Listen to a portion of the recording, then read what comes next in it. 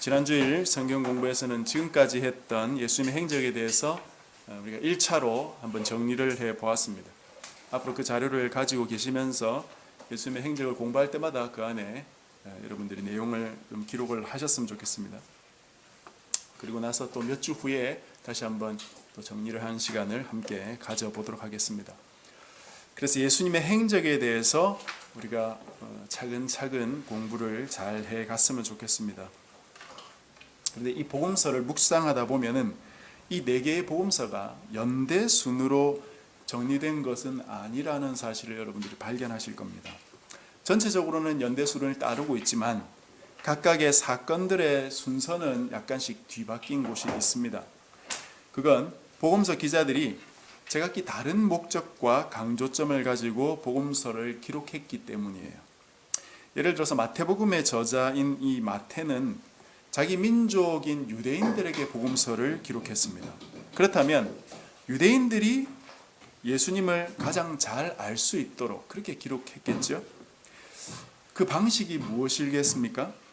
구약의 율법과 연관짓는 것이죠. 왜냐하면 유대인들은 구약 성경에 매우 익숙하기 때문입니다.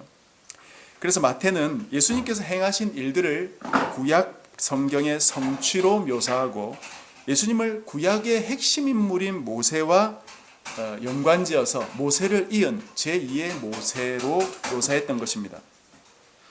마태복음에 보면 산상수훈이 앞부분에 나오죠.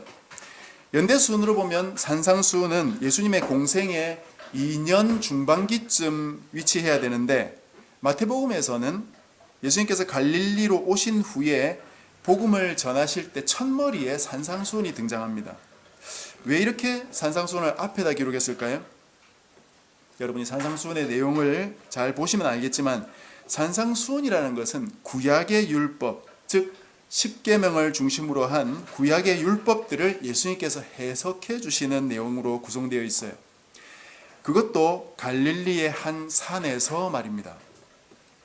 산에서 율법을 해석한다 하면 떠오르는 사람이 있지 않습니까?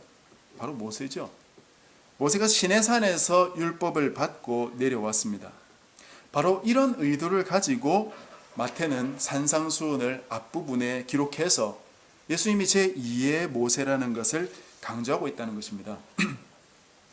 마태뿐 아니라 마가, 누가, 요한 등 이 복음서 저자들이 각자의 강조점을 가지고 그것을 위해서 이 복음서를 기록하고 있기 때문에 때로는 순서가 다르기도 하고 내용상에 약간씩의 차이도 있는 것입니다.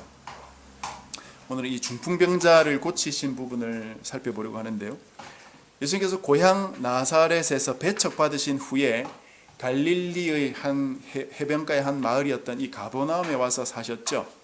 그래서 여러 가지 기적들을 일으키셨습니다. 제자들을 부르실 때 고기를 만선하게 하셨던 적도 있고요. 귀신 들린 사람을 치유해 주신 적도 있습니다. 그리고 시몬의 장모의 열병뿐 아니라 사회에서 격리되었던 그 나병 같은 심각한 질병도 치유해 주셨던 것을 우리가 살펴보았습니다. 오늘은 중풍입니다. 중풍이 뭡니까? 요즘 말로 하면 뇌졸중이에요. 뇌혈관이 막혀서 몸의 한쪽 또는 양쪽이 마비되어 버려서 손가락 하나 자기 마음대로 까딱할 수 없는 그런 못 움직이는 병입니다. 이런 심각한 질병을 예수님께서 오늘 고치시는 거예요. 근데 오늘 이 말씀에서 두 가지를 중심적으로 제가 말씀을 좀 드리고 싶은데요. 먼저 1절을 한번 보십시오. 예수님께서 본 동네로 오셨다 되어 있는데 여기서 본 동네는 가버나움을 가리킵니다. 갈릴리 호수 주변의 한 동네에 계시다가 배를 타고 이 예수님 집이었던 가버나움으로 오신 거죠. 그때 침상에 누운 중풍병자를 사람들이 데리고 왔습니다. 본문에는 간단하게 사람들이 중풍병자를 데리고 오니까 예수님께서 뇌 제사함을 받았느니라 하시면서 이 고쳐주시는 이야기가 언급되어 있지만 마가복음하고 누가복음에는 조금 더 자세하게 되어 있습니다. 마가복음에는 예수님께서 가버나움에 오시니까 예수님이 집에 계시다는 소문이 막 퍼진 거예요. 그래서 수많은 사람들이 예수님 집에 몰려와가지고 문 앞에도 들어설 자리가 없을 정도로 사람들이 꽉 차 있었다고 했습니다.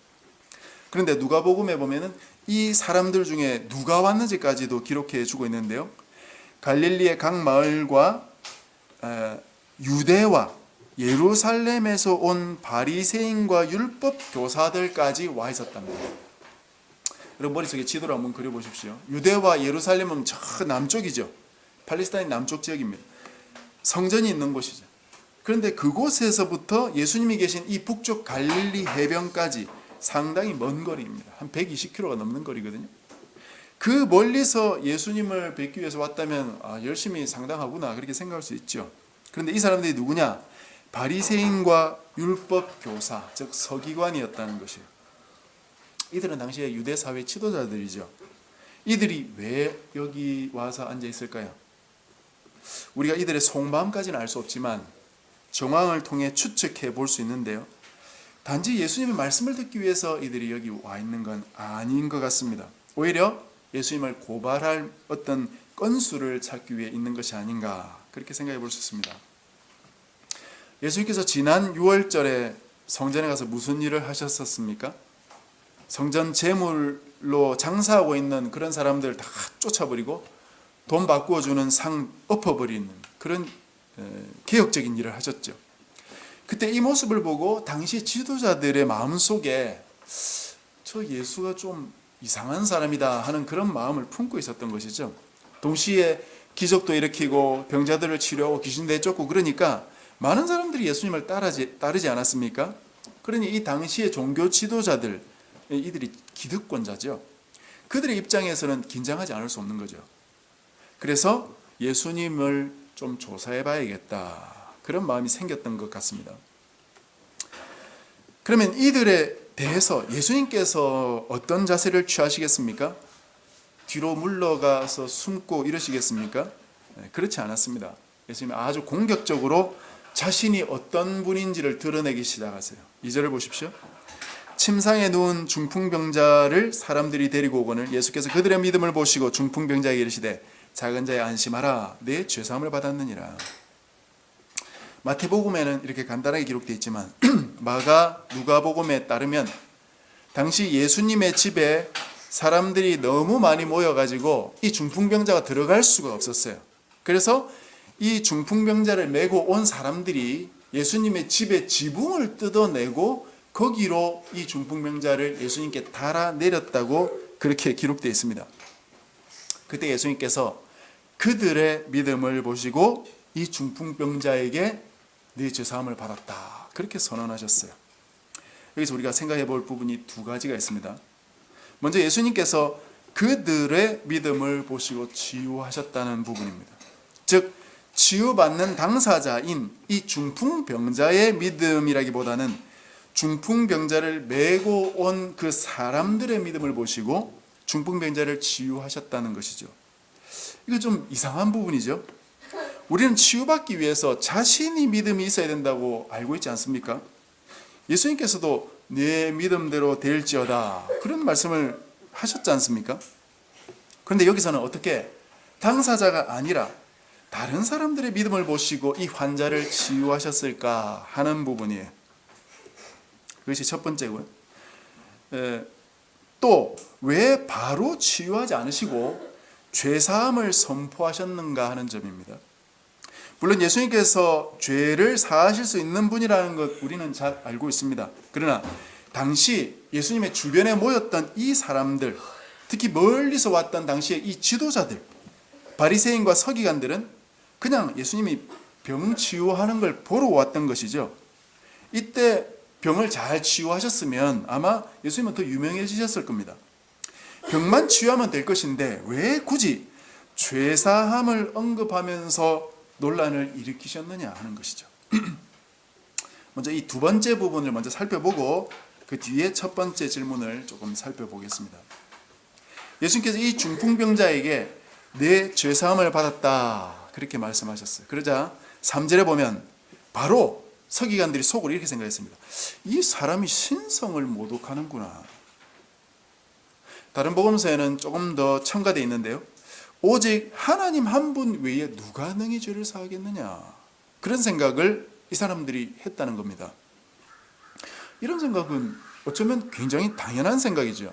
잘못된 생각이 아닙니다. 이들이 보기에는 예수님은 한낱 인간에 불과한데 어떻게 자기가 하나님처럼 죄를 사해 준다고 말할 수 있느냐는 것이죠. 말이 안 되는 이야기죠. 그런데 4절에 보면 예수님께서 이들의 생각을 아시고 이렇게 말씀하셨답니다. 너희가 어찌하여 마음에 악한 생각을 하느냐. 방금 살펴봤다시피 하나님 외에 죄를 용서할 수 있는 존재가 없다는 것. 그래서 이 사람이 신성을 모독하고 있다고 생각하는 것은 악한 생각입니까? 그렇게 볼 수 없죠. 자연스러운 생각이죠. 아니 인간이 어떻게 죄를 사하냐. 그렇다면 성경에 기록되지 않은 어떤 악한 생각을 이들이 마음속으로 품었다고 보는 것이 옳겠죠. 그것을 보고 예수님께서 그 사람들의 생각을 아시고 왜 악한 생각을 하느냐 그렇게 말씀하셨다 이 말입니다. 그럼 이들이 어떤 생각을 품었을까요? 그 다음에 나오는 예수님의 말씀을 보면 조금 추론을 해볼 수 있습니다. 5절을 한번 보십시오. 내 죄사함을 받았느니라 하는 말과 일어나 걸어가라 하는 말 중에 어느 것이 쉽겠느냐. 자, 이 질문에 여러분이 한번 답을 해보십시오. 죄를 용서해 주는 것과 중풍병을 고치는 것 어느 것이 쉽겠습니까? 당연히 중풍병을 고치는 것이 쉽겠죠. 왜냐? 병이라면 그게 암덩어리가 됐든 아니면 뭐 에이즈가 됐든 간에 어쨌든 인간이 고쳐보려고 무슨 수라도 써볼 수 있지 않습니까? 뭐 그러다가 고치면 뭐 고치는 것이고 뭐 못 고쳐도 어쩔 수 없는 것이고 뭐라도 인간이 한번 해볼 수 있는 여지가 있는 거죠. 그러나 죄는 인간은 도무지 접근할 수도 없는 영역이에요. 하나님이 아니면 사해줄 수 없는 영역입니다. 인간이 아무리 발버둥 쳐도 무슨 수를 써도 해결할 수 없는 부분이 바로 이 죄의 영역입니다. 그런데 만약에 사기를 치려고 한다면 둘 중에 뭐가 쉽겠어요? 죄를 용서해 준다고 말하는 게 쉽겠죠? 왜냐? 죄를 용서해 준다는 건 눈에 드러나지 않죠. 그 사람이 죄를 용서를 했는지 안 했는지 전혀 눈에 드러날 길이 없습니다. 그러나 중풍을 치유한다는 건 바로 눈앞에 손가락 하나 까딱하지 못하고 있는 그 환자가 치유받았으면 벌떡 일어서야 되는 것이죠. 눈에 보여야 되는 것입니다. 그러니까 이 사람들의 생각, 머릿속의 생각에는 이 중풍병을 고치는 게 더 어려워 보인다 이거죠. 그러니까 서기관들이 속으로 이렇게 생각했다는 겁니다. 아니 이 예수가 사람들을 치유한다더니 뭐 이런 식으로 죄 용서해 준다는 말만 하면서 사기치고 다니는 거 아니야? 그렇게 생각했다는 거죠. 그러니 이런 생각은 예수님이 누구이신지 그리고 그분이 어떤 분인지를 한꺼번에 모함하는 생각이기 때문에 악한 생각이죠. 잘 알지도 못하면서 자기 마음대로 판단하는 생각이기 때문에 그건 악한 생각입니다. 그래서 5절 말씀을 하시면서 예수님이 이렇게 말씀하셨어요. 너희들은 죄를 사해 준다고 말하는 것이 쉬워 보이느냐? 사기치려면 그게 쉬워 보일 것이다. 그러나 실제로 죄를 사하는 것은 하나님 외에 그 누구도 할 수 없는 일이야. 내가 죄를 사한다고 말한 이유가 무엇인 줄 아느냐? 내가 세상에서 죄를 사하는 권세가 있는 줄 너희로 알게 하기 위해서다. 곧 내가 바로 하나님이다. 그 말입니다. 여기서 이 권능이라는 단어가 저번에 말씀드린 권위라는 단어와 같은 단어예요. 이게 권세 또는 권능으로 이렇게 번역하기도 하는데요. 서기관들의 생각대로 오직 하나님만 이 권위를 가지고 계신데 바로 자기들 앞에 있는 예수님께서 하나님이라는 사실을 모르니까 이 예수가 신성 모독한 것이 아니냐 그렇게 생각했다는 것이죠. 그러나 사실은 이들이 지금 신성을 모독하는 생각을 하고 있었던 것이죠. 그리고는 예수님이 이 중풍병자를 치유하셨어요. 여기서 예수님께서 이 중풍병자를 치유하시는 것과 죄를 용서해 주시는 것이 함께 엮여 있다는 것을 알 수 있습니다.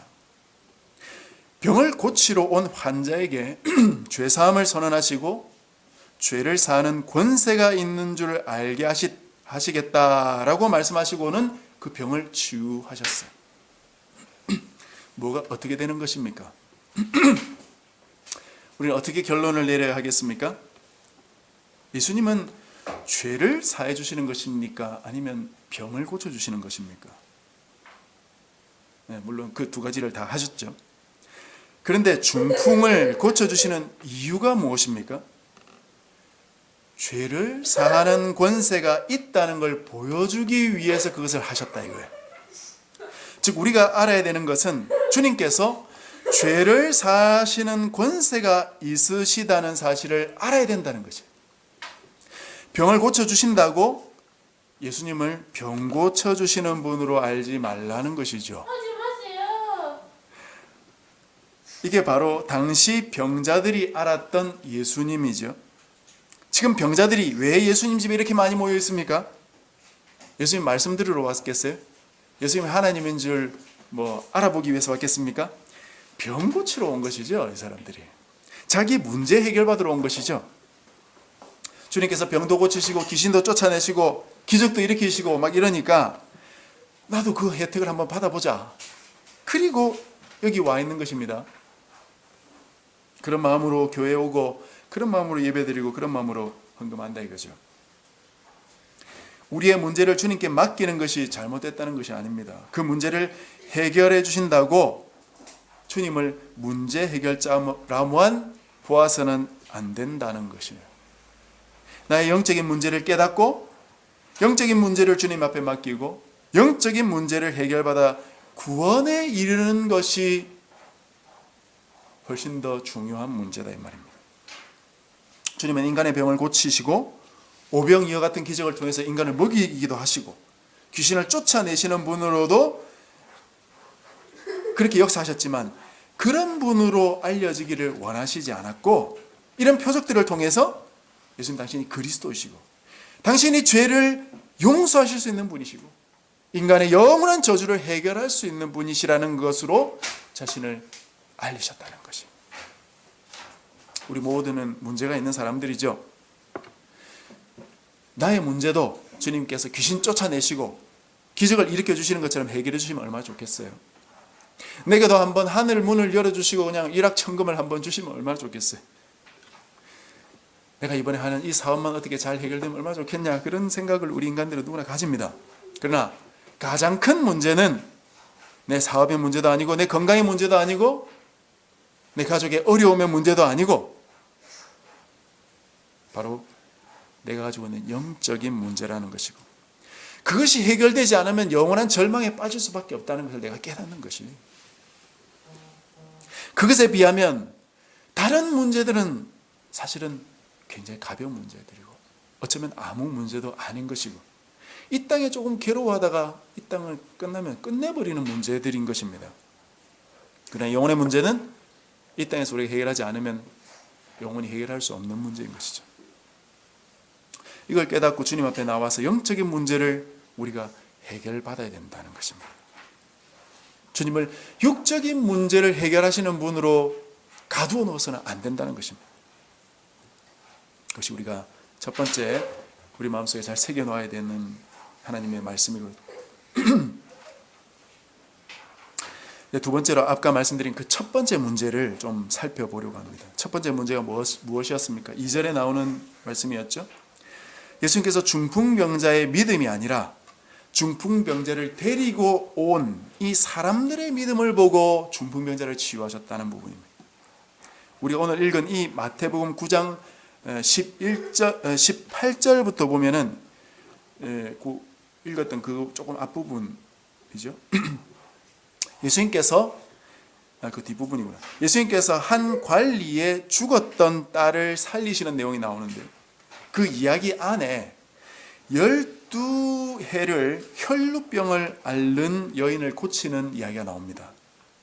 이 여인은 12년 동안이나 하혈하는 병 때문에 온갖 의사들을 다 찾아다녔어요. 근데 아무도 고치지 못했답니다. 그러나 이때 예수님이 지나가는 걸 보고 살며시 예수님 뒤로 와서 예수님의 그 옷가를 만졌어요. 그랬더니 하혈이 멈춰버린 것입니다. 12년 동안 아무 의사도 고칠 수 없는 그 자신의 병을 예수님이 옷가를 만지는 것에 불과했는데 고쳐버린 것이에요. 그리고 예수님께서 이 여인을 찾아내시고 나서는 내 믿음이 너를 구원하였다, 이렇게 말씀하셨어요. 이 여인이 무엇 때문에 고침받았습니까? 자신의 믿음으로 고침받았다, 그렇게 예수님이 말씀하시죠. 바로 그 아래 이어서도 두 맹인이 또 나옵니다. 예수님이 지나가시는 걸 보면서 이 두 맹인이 예수님을 불렀어요. 다윗의 자손이여 우리를 불쌍히 여겨 주옵소서 하면서 고쳐달라고 했어요. 그때 예수님께서 그들을 고치면서 뭐라고 하셨어요? 너의 믿음대로 될지어다. 이들이 다 자신의 믿음으로 고침받았습니다. 이것이 보통 우리가 알고 있는 방법이죠. 믿음이 있어야 하나님의 역사를 경험할 거 아니냐, 그게 우리 생각입니다. 그런데 오늘 기사는 자신의 믿음이 아니고 타인의 믿음으로 고침을 받았다는 것이죠. 아주 신기한 거죠. 그런데 그렇게 신기하기만 할 것은 아닙니다. 왜냐? 우리가 사실은 이미 이런 형태의 치유를 보았습니다. 예수님께서 예루살렘 갔다가 다시 사마리아 여인에게 복음 전하시고 그 뒤로 가나에 오셔서 누구를 고치셨습니까? 요한복음 4장 46절에 보면 가버나움에서 일하던 왕의 신하의 아들을 고치신 적이 있죠. 그때 주님은 이렇게 이야기하셨어요. 너희는 표적과 기사를 보지 못하면 도무지 믿지 아니하리라. 우리 주보 뒤편에 제가 말씀 카피해 두었습니다. 표적과 기사를 보지 않으면 도무지 믿지 아니하리라 하시면서 가라, 네 아들이 살아있다, 그렇게 말씀하셨어요. 이 사람이 이 말씀을 믿고 갔다고 되어 있습니다. 가다가 종들을 만나서 아들이 살아났다는 이야기를 들었고 그 시각이 바로 예수님이 말씀하시던 시각이었구나 하는 걸 깨닫고 자기와 모든 가족이 다 믿었다, 그렇게 되어 있죠. 이 신하의 아들은 누구의 믿음으로 고침받았습니까? 자기 아버지의 믿음으로 고침받았죠. 아들이 믿은 것이 아닙니다. 사경을 헤매는 아들이 예수님께서 자신을 고쳐주시리라고 믿을 수 있었겠어요? 아마 아버지가 예수님께 간 사실도 몰랐을 겁니다. 이 사건에서 믿음을 가지고 있었던 사람은 바로 아버지밖에 없어요. 그 아버지의 믿음으로 아들이 고침받은 것입니다. 그런데 이런 경우보다 더한 경우가 있습니다. 주변에 아무도 믿지 않는데 주님께서 기적을 일으키신 경우가 있어요. 오늘 말씀 바로 앞장에 가다라 지방에 귀신 들린 자를 고치실 때 귀신 들린 그 사람 자신과 주변에 그 누구도 믿지 않았는데 주님께서 이 귀신 들린 사람을 고쳐주셨어요. 그 누구도 이 귀신 들린 사람을 고쳐달라는 부탁조차 하지 않았어요. 그냥 무서워서 그 사람을 피하고 다녔을 뿐입니다. 그런데 주님이 고쳐주셨어요. 또 대표적인 케이스 하나는 요한복음 11장에 보면 예수님이 죽은 나사로를 살리시는 경우가 나오거든요. 그의 누이였던 마르다, 마리아, 그리고 주변에 유대인들이 많이 있었는데 그 누구도 나사로를 살려달라고 말하지도 않았고 나사로가 살아날 거라고 기대조차 하지 않았습니다. 그러나 예수님은 자신이 누구이신지 그리고 하나님의 영광을 나타내기 위해서 이 나사로를 살리기 위해서 나사로에게 가셨어요. 마르다에게 이렇게 말씀하셨습니다. 나는 부활이요 생명이니 나를 믿는 자는 죽어도 살겠고 무릇 살아서 나를 믿는 자는 영원히 죽지 아니하리니 이것을 마르다야 네가 믿느냐? 그때 마르다가 뭐라고 했습니까? 내가 믿나이다, 그렇게 이야기했어요. 하지만 마르다가 믿었습니까? 믿지 않았어요. 동생 마리아도 마찬가지였습니다. 언니와 똑같은 대답을 합니다. 똑같은 말을 해요. 예수님께서 여기 계셨더라면 오빠가 죽지 않았을 겁니다. 예수님이 계셨으면 죽지 않았을 겁니다. 그런데 예수님이 안 계셔서 죽었어요. 마르다도 울고 마리아도 울고 주변 사람들이 다 울었습니다.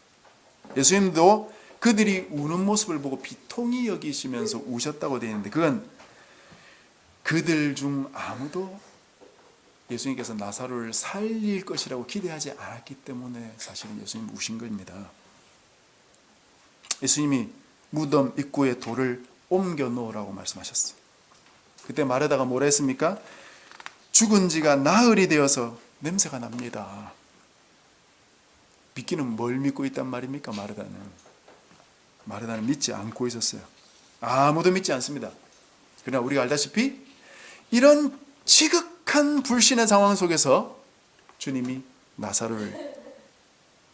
나사로야 나오라 불러내셨어요. 그를 살려내셨습니다. 이건 치유하는 정도 아니고 죽은 사람을 살리신 거예요. 누구의 믿음으로 나사로가 살아난 것입니까? 자신의 믿음입니까? 주변 사람들의 믿음이에요? 아무도 믿지 않았습니다. 여러분, 이래도 예수님께서 우리의 믿음을 보시고 기적을 일으키실 것이라고 생각하세요? 내가 믿음이 있으면 반드시 기적이 일어나야 된다고 생각하십니까? 아니면 이 일이 이루어지지 않는 것이 내가 믿음이 부족했기 때문입니까? 우리의 생각이 근본적인 문제가 있다는 것이에요. 어떤 문제가 있습니까? 나 중심적인 사고에서 벗어나고 있지 못하다는 것이에요. 믿음의 중심 자리에 자꾸 나를 위치시켜 놓는 것입니다. 내가 아니라 주님이 중심인데 우리는 나 중심적인 사고에서 벗어나지 못하는 거예요. 구원도 마찬가지입니다. 내가 예수님을 믿기 때문에 구원받아야 된다고 생각하십니까? 너희는 그 은혜에 의하여 믿음으로 말미암아 구원을 받았으니 이것은 너희에게서 난 것이 아니요 하나님의 선물이라. 구원이 하나님의 선물입니다. 하나님 주신 구원을 받아들이는 도구가 믿음이에요. 내가 예수님을 잘 믿기 때문에 구원받는 게 아니라는 말씀입니다. 구원은 하나님의 절대적인 선택이고 하나님의 섭리예요. 하나님의 은혜입니다. 하나님께서 구원하시고자 하면 바라바 같은 강도도 구원받을 수 있고, 버리고자 하시면 이 세상의 성인으로 추앙받는 사람도 예수님께서는 버리십니다. 예수님은 바리새인들에게 너희들보다 세리와 창기가 먼저 하나님의 나라에 들어갈 것이다, 그렇게 말씀하셨어요. 구원은 전적으로 하나님의 주권에 달린 문제입니다. 그 하나님의 주권적인 은혜의 섭리로 인해서 우리에게 믿음이라는 것이 생기는 것이에요. 그때야 비로소 우리가 믿음이 있다 없다 그런 이야기를 할 수 있는 것입니다. 예수님이 우리에게 믿음을 심어주시지 않는다면 믿음이라는 것조차 언급할 수도 없는 것이에요. 예수님께서 믿는 당사자를 고치시기도 하시고, 오늘 본문처럼 당사자는 아니지만 그 믿는 사람 바로 옆에 있는 가족이나 친지들, 또 가까운 지인들의 그들의 믿음을 보시고 그 환자나 귀신 들린 사람을 고치기도 하시고, 또 주변에 아무도 믿지 않아도 죽은 사람을 살려내시기도 하시는 그런 하나님이십니다. 그런데 하나님께서 왜 이렇게 하실까요? 때로는 믿는 사람을, 때로는 그 옆에 있는 사람을, 때로는 아무 믿는 사람이 없어도 이런 역사를 하시는 이유가 무엇일까요? 헷갈리지 않습니까? 그냥 믿는 사람이 있으면 그 믿는 사람이 믿음대로 고쳐준다면 간단하고 쉬운 것 같은데, 원리가 때로는 이랬다가 때로는 저랬다가 자꾸 이러니까 괜히 헷갈리는 것 같지 않아요? 예수님의 말씀을 여러분 잘 생각해 보십시오. 12의 혈루증 앓는 여인, 그리고 두 맹인을 그 사람들이 믿음의 당사자였는데 그들에게 뭐라고 했습니까? 내 믿음대로 될지어다, 그렇게 말씀하셨죠. 왕의 신하를 고치면서는 뭐라고 했습니까? 너희는 표적과 기사를 보지 못하면 도무지 믿지 아니하리라. 오늘 말씀은요, 인자가 세상에서 죄를 사하는 권능이 있는 줄 너희로 알게 하려 하노라. 알아서 믿게 하게 하겠다, 이 말이죠. 나사로를 살리실 때는요, 나는 부활이요 생명이 나를 믿는 자는 죽어도 살겠고 물 살아서 나를 믿는 자는 영원히 죽지 아니하리니 이것을 마르다야 네가 믿느냐? 그리고 그 뒤에는 네가 믿으면 하나님의 영광을 보리라 하지 아니하였느냐? 예수님께서 지금 무슨 말씀을 하고 계신 것 같습니까? 바로 그 문제의 당사자와 그 주변에 있는 사람들, 그리고 아무도 믿지 않아도 그 자리에 있는 모든 사람에게 믿으라고 부추기고 계신 것이에요. 믿어라. 믿어야 된다.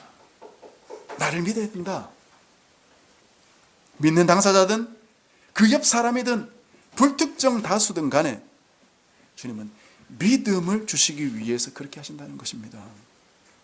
믿으라는 거예요. 예수님을 믿어야 됩니다. 예수님께서 구약부터 약속된 메시아라는 사실을 믿고 받아들여야 돼요. 그분만이 내 죄를 사해 주실 수 있는 분이라는 걸 믿어야 되는 것입니다.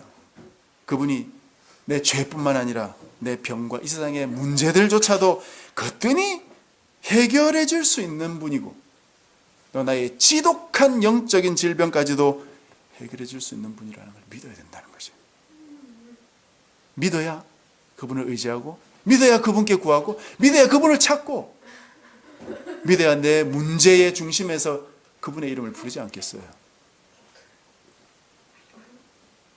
예수님의 고향 사람들처럼 또 이 바리새인과 서기관들처럼 예수님을 거부하지 말고 예수님이 잘하는가 재보지 말고 예수님을 믿음으로 받아들여라는 것입니다.